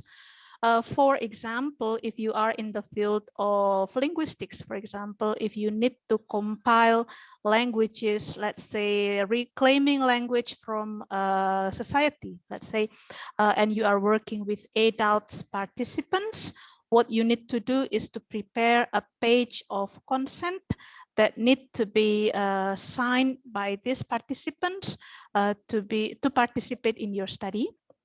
And there will be a few statements. For example, you can withdraw any time from the research if you don't feel comfortable with the questions in the interview. If you have this will be dealt with before the data collection commenced in each of the research. So you need to, so research proposal for admission will be different from research proposal that you develop in the first year of your PhD. In the first year of your PhD, in your discussion with your supervisor, you will also think about the ethical clearance and ethical compliance. You will have to send your research proposal into the ethics committee of each university. They will be able to tell you if your research is fulfilling the ethical requirements or not. If it does, they will give you a tick and you can go into your data collection. Otherwise, you will have to revise your way of collecting your data. Basically, until this research committee give you a tick, you will not be able to start your data collection. And at the end of the day, you will get the ethical compliance tick. And I'm then very sorry, I could not catch that. I will help you with that. Don't worry. Okay. Thank you. So in the second part and the methodology tips, we need to prepare if later we need to modify our methodology. How can we write down that thing? So if I understand correctly, I know I said that we do our best attempt at describing our methodology, and based on our research and based on our anticipated results. But it's at one point in time when we're writing this proposal And then as you move forward with your proposal, with your research, you may discover that you need to modify or revise your methodology or an instrument or something in that overall category. So we don't necessarily write anything in our initial proposal that we expect this to change. We don't write that. We do our best attempt at conveying and justifying our methodology structure, and just in the background, we know as researchers that could change. It may not, but it could change. Remember, you're going to become more and more informed about this particular topic as you conduct your research. You continue to read, you continue to be exposed to other developments. So it's a proposal, it's a plan, okay? Yeah, totally agree with Andrea. I think number 10, Yusita, I need you to take that. I'm not that familiar with the scholarship. Okay. Is it possible if we say to our supervisors, your potential supervisor, that we need LOA for scholarship application?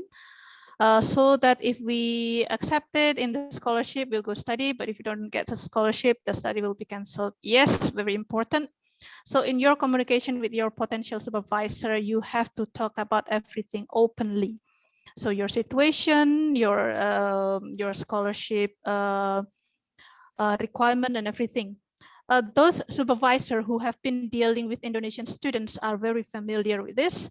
For example, a lot of supervisors in Australian context, they understand the requirements from LPDP programs, that LPDP scholarship requires students to have LOA first before they apply for the scholarship. It's a complex process. I say complex, but not complicated, because everything is possible. So we need to tell our potential supervisor that I am intending to pursue study using the grant or scholarship or funding from LPDP, and LPDP has this requirement, they would understand that. With this note as well, your potential supervisor will be able to predict if his or her support in being available to be your supervisor will be worth in supporting you to get your funding for the scholarship. They will take that into consideration as well. You can trust me on this one thing. Academicians around the world are all very supportive to all other academicians who are pursuing their further study. They're not going to reject you just because you haven't got the funding for your study. They will support you to pursue your study. That's a guarantee. People in the world are kind, they are good, so do not doubt that. That's one thing.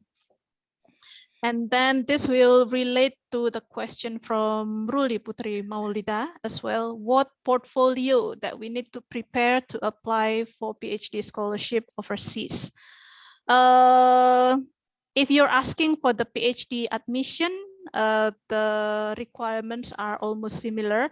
If you are in creative industries, you might need to have your creative work portfolio. However, if you are not in the creative industries, if you are in the academics, then the list of your published paper will be taken as a consideration. Again, that is for admission. For PhD scholarship, that's a different story, because sometimes, also for the admission, sometimes they require you to have a list of publication first. Sometimes it is not necessary. It depends. Some PhD scholarship can be very competitive, especially if the scholarship come from overseas universities themselves, from each of the institution, not from the country, like Australian Awards or LPDP program, for example. Australia Awards or LPDP programs can be a bit lenient. They will not require you to have a list of publication.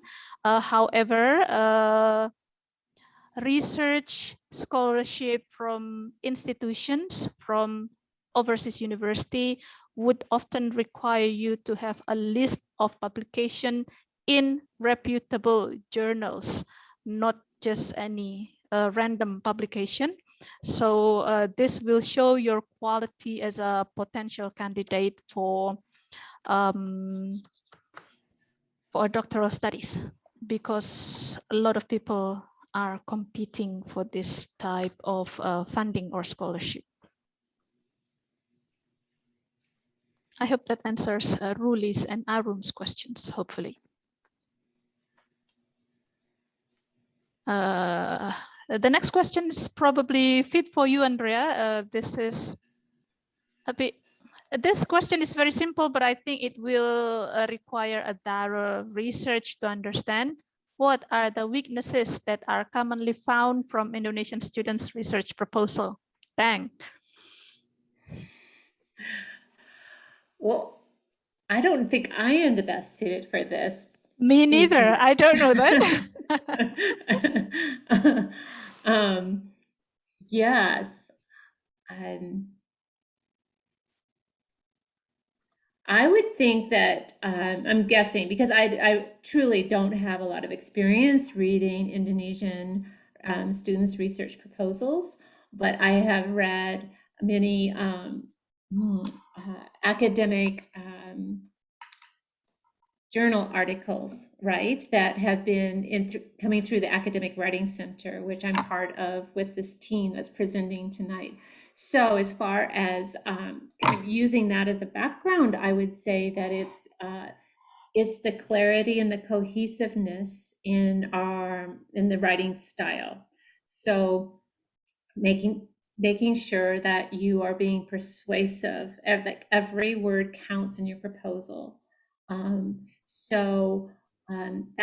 know that's a bit broad, but those are the things that I have noticed in some of the Indonesian students writing, that these are drafts of articles that they're hoping to submit for publication in international journals. So again, it's that overall cohesiveness, clarity, and persuasiveness.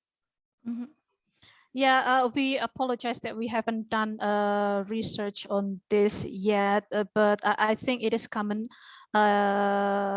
despite our nationality background. Proposals are assessed mostly based on the clarity of a project plan, of the clarity of the research aim. So I think if those two are clear, then it will be helpful for the supervisor, for the potential supervisor, to consider if a project plan is visible or is potential to be developed into a full doctoral dissertation. Maybe that.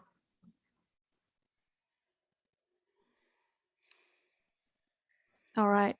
Oh, we have a similar question here from Rizkyana Mahardika, our dear friend from Brawijaya University.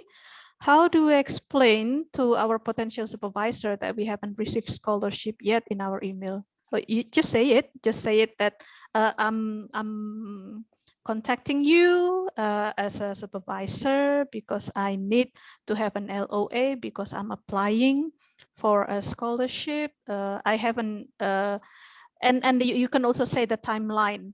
There is this scholarship program from my country opening for application within this month, and then the announcement will be this month. So I'm applying for this.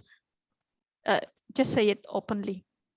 It will be easier and clearer for them like that.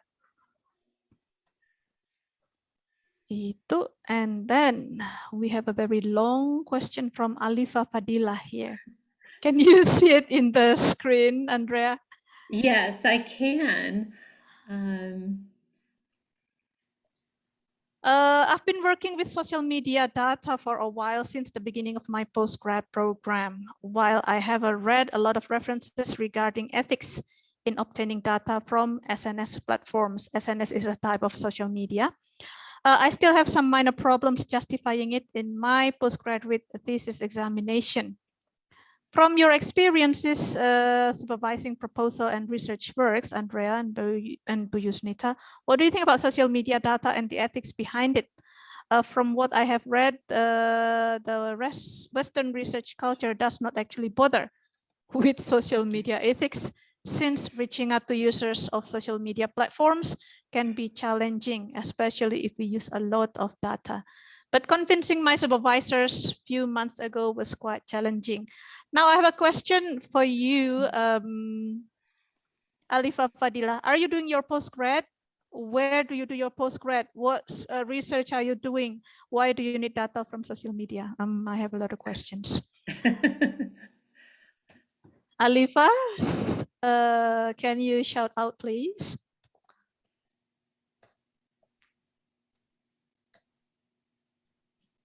Do we have Alifa?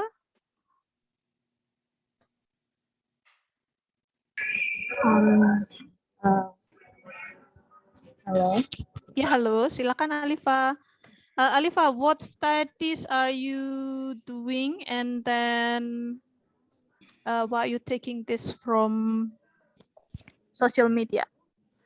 I was actually it's actually the examination was over. I've graduated from my postgraduate program actually, but I was taking I took my graduate program in Universitas Brawijaya. I was in master's program in linguistics. I decided to use social media data for researching Indonesian English, so the use of English by the Indonesians, and because of the pandemic, I cannot use data from participants like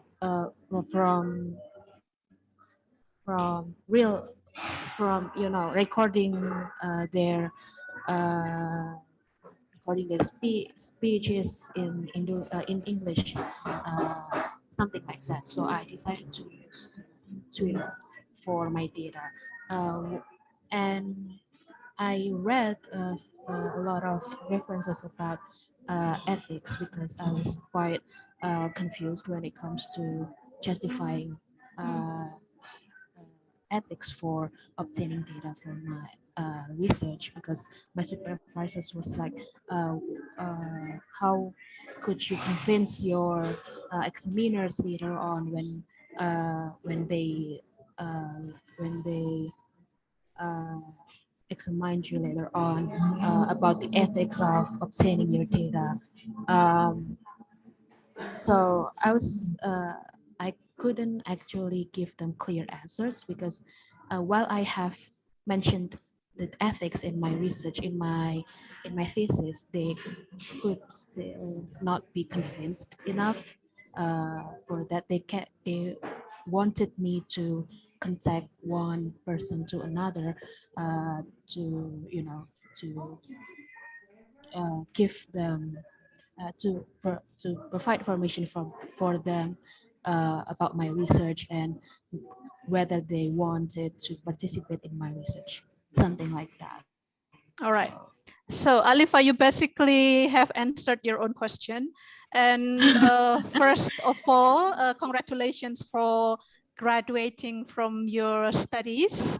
Thank you so much. All right. And research in social media for people in the linguistics department is very common, because social media is some sort of a bank of data for us who are in linguistics, because there are a lot of interesting language use in social media. there's a lot of justification actually done by previous researchers about the methodology of using social media. One of the argument is that because social media is a public document, it is some sort of an advertisement, it is some sort of news articles in public that you can use, you can access, everybody can use it. If it is for research purposes, then it is justifiable. I forget who is the name of the researchers, sadly, but this person also mentioned that by revealing their identity in a social media, meaning that they are open for risk that happens to their social media accounts, they're giving consent of their posts to be public document, because otherwise they would their profile into private, in which not all of the people can access. That is one justification, and it is legit. It is done by a researcher whose name I totally forget. I'm sorry about that. And then other than that, for linguistic studies, once again, there's a lot of ways to manage your data without revealing the owner of the social media account. You can absolutely take the sample of the language that they use in the social media and quote them by saying, this is from speaker A, Twitter B. You can just put pseudonyms in your data analysis. That is also acceptable. In relation to the previous question from Anna from Jakarta, if you pursue your doctoral degree, if you're still interested in doing social media research, then this will deal with the research ethics. The people from ethics committee in whatever university that you are going to go later, they will be able to tell you that, yes, you're allowed to take this data from this social media account, this account, you have to mention clearly what accounts are you exploring. And then they will be able to tell you, because there are some types of law regulation that we don't know. For example, people in China do not have access to Facebook, Instagram, and YouTube. So they might not be able to use all of these materials in the dissertation that is developed in China.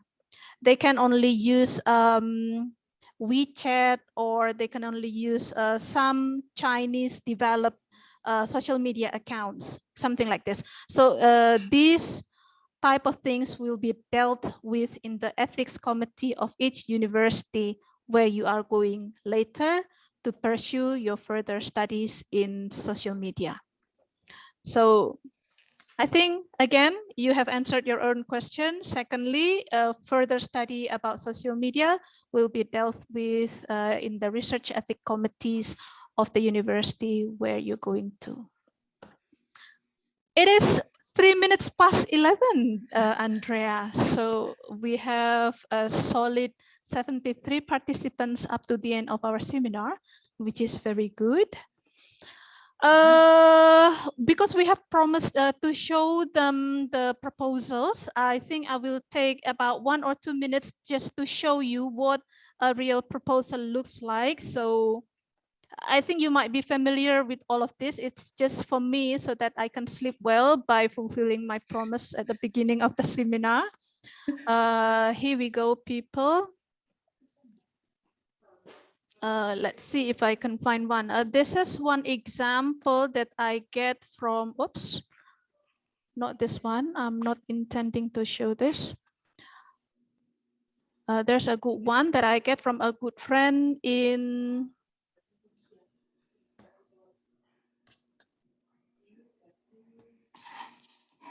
I hope you can see this. This is from a good friend who is studying urban planning in Queensland University of Technology. Hanya 2 halaman, people, only 2 pages. In science, they can be very straightforward. You just talk about your proposed title or working title, area of research. You have to make it clear. research topic statement, 2 paragraph, everyone, research objective, research methods, and what is clear over here is the research plan. You can see the Gantt chart here, year 1, year 2, year 3, and year 4. This will be very helpful for your potential supervisor to see if you will be able to finish your study on time or not. That is the first example. And then second example, oops, let's see, stop share. Another example will be from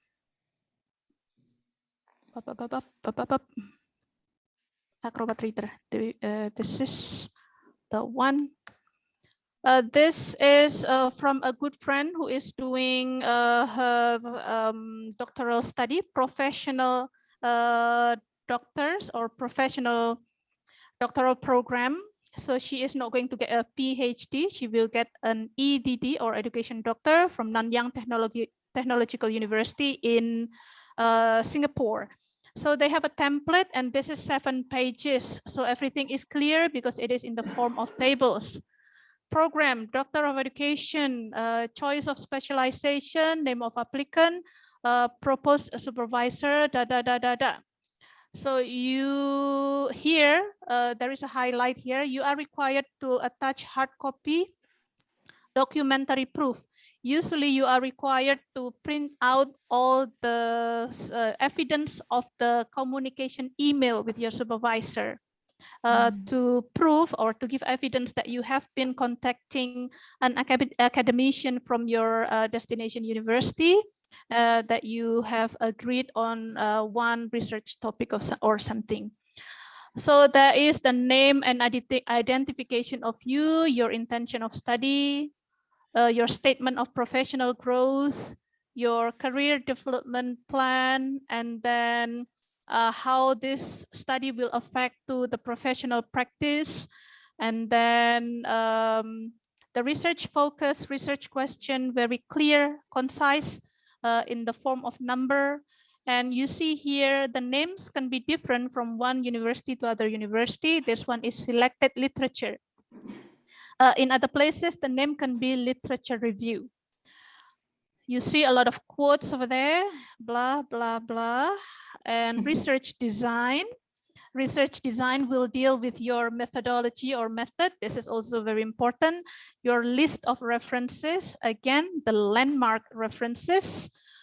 That's it, 7 pages. All right. That is another example. This is the one from Bapak Al-Ihwan. This is the one that has no template from the university. If you have no template in the university, make sure you have your title up the top, your name, and then background, that is the introduction, your basic idea, why you want to pursue the particular study that you are proposing. And then you have clear research method here. In different heading, you see timetable of the research. This is also very important. Okay, still blank over here. I don't know what happens to Bapak Ihwan when he sent this to me. Maybe this is unfinished draft. Significance, everyone, it can be as short as 1 paragraph, but significance is very significant part of your proposal. And then references, you need to have it at the end of your proposal. And then I'm going to stop share. I have another one that I can share with you. Mana tadi satunya ya? Not to brag, everyone, but this is mine. This is what I this is what I used to propose for my doctoral degree.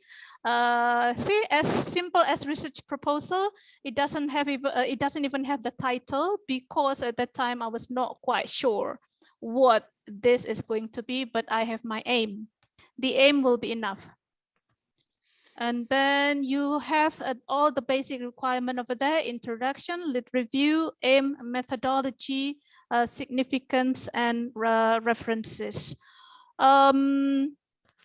Your research proposal can actually as blunt as saying, I would like to propose a research on. You can say that.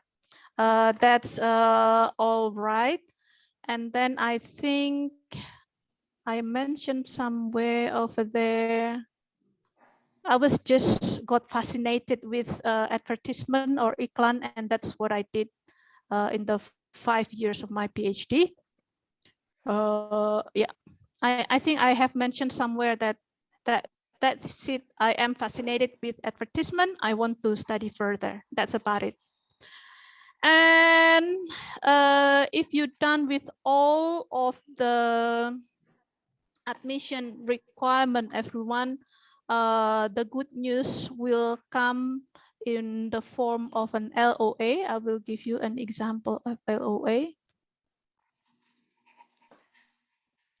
Once you get this in your hands, everyone, it feels like freedom. It feels like, hey, Independence Day.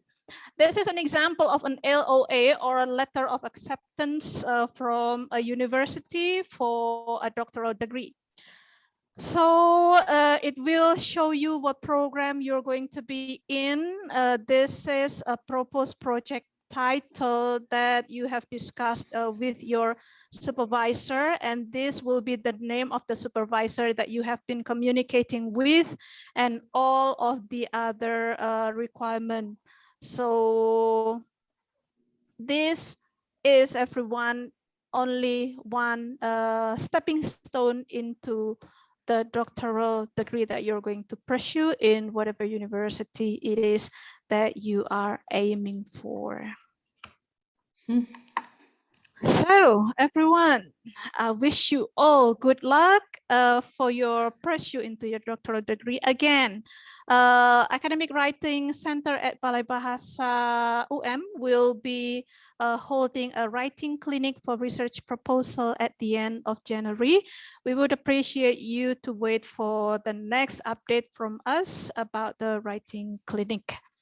In the writing clinic, once again, we would be working with your ready-made proposal so that we can discuss a bit further, a bit more focus in the way you state, for example, your research aim, your methodology, your literature review, if you've been consistent with your references and everything. So we would be able to discuss that type of things in our writing clinic. Thank you so much for staying with us 15 minutes late from the planned time. Thank you. Thank you, Andrea. Thank you, Butari. Thank you, all teams at the Writing Center Balai Bahasa. Can we please open our cameras for a photo session before we close the session, everyone? Yuk, silakan kameranya dibuka. Mari kita berfoto bersama meskipun virtual.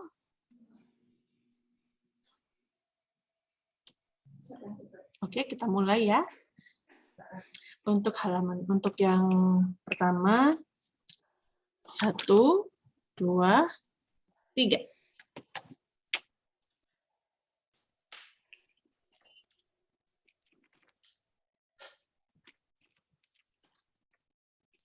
Oke,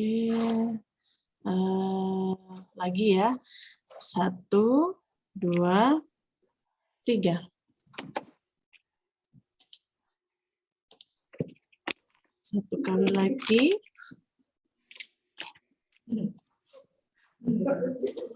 Oke, sebentar. Satu kali lagi. Oke, 1, 2, 3. Sudah. Thank you so much, everyone.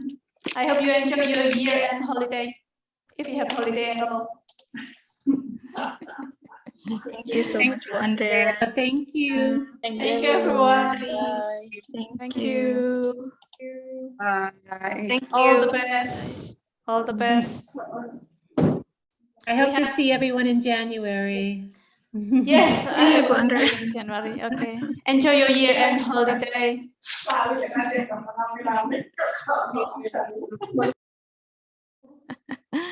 Alright, Bapak Ibu silakan mengupdate tentang writing klinik kami dengan menghubungi kami di Academic Writing Center, Balai Bahasa dan Budaya.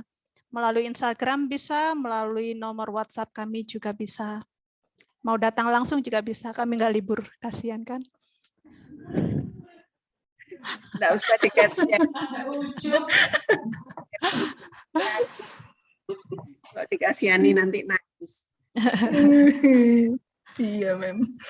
Terima kasih semuanya. Terima kasih. Mohon izin pamit.